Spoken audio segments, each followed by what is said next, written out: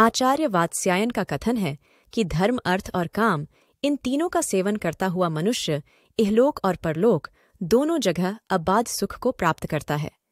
इसलिए मनुष्य को चाहिए कि वह शास्त्र प्रतिपादित विधियों के अनुसार तीनों का साधन, संचय और उपभोग करे। तीनों की सिद्धि के लिए विद्या का ग्रहण प्रमुख उपाय है। धर्म विद्या, अर्थ विद्या और उनके अंगभूत विद्याओं के साथ साथ पुरुष को कामसूत्र और उनके अंग विद्याओं का भी अध्ययन करना चाहिए। धर्म, अर्थ एवं काम विषयक विद्याओं के साथ तदंगभूत विद्याओं का अध्ययन केवल पुरुषों को ही नहीं अपितु स्त्रियों को भी करना चाहिए। यौवन काल के पूर्व कौमार्य अवस्था में संगीत शास्त्र और काम शास्त्र का ज्ञान प्राप्त करना चाहिए। कुछ आचार्यों का मानना है कि स्त्रियों शास्त्र अध्ययन की अनाधिकारिणी होती हैं।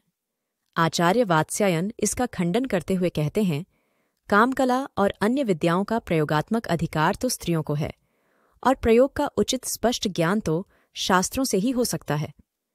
कुछ लोगों का मानना है कि काम शास्त्र के ज्ञान से स्त्रियां भ्रष्ट हो सकती हैं, परंतु वात्स्यायन इसका खंडन करते हुए कहते हैं कि सभी स्त्रियों को संभोग क्रिया की विधियों की जानकारी स्वतः हो जाती है।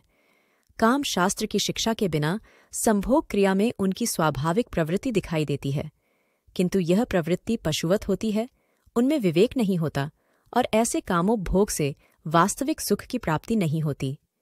वास्तविक सुख की प्राप्ति तभी हो सकती है जब शास्त्र प्रतिपादित विधियों के अनुसार संभोग क्रिया में प्रवृत्त हुआ जाए। अगर स्त्रियां कामशास्त्र में दिए गए संभोग क्रिया की विधियों को विधिवत सीखकर तदनुसार वह यदि संभोग क्रिया में प्रवृत्त होती हैं, तभी अपने जीवन का पूरा फल प्राप्त कर सकती हैं। अतः काम आनंद तथा संभोग सुख प्राप्ति के उपायों की जानकारी प्राप्त करने के लिए स्त्रियों को भी कामशास्त्र की शिक्षा ग्रहण करनी चाहिए, क्योंकि कामशास्त्र की विधियां ही संभोग क्रिया को अधिकाधिक सुखद, सुस्वादु एवं मनोरम बना सकती हैं। इस प्रकार शास्त्र ही ऐहिक और पारलौकिक अभ्युदय का साधक होता है।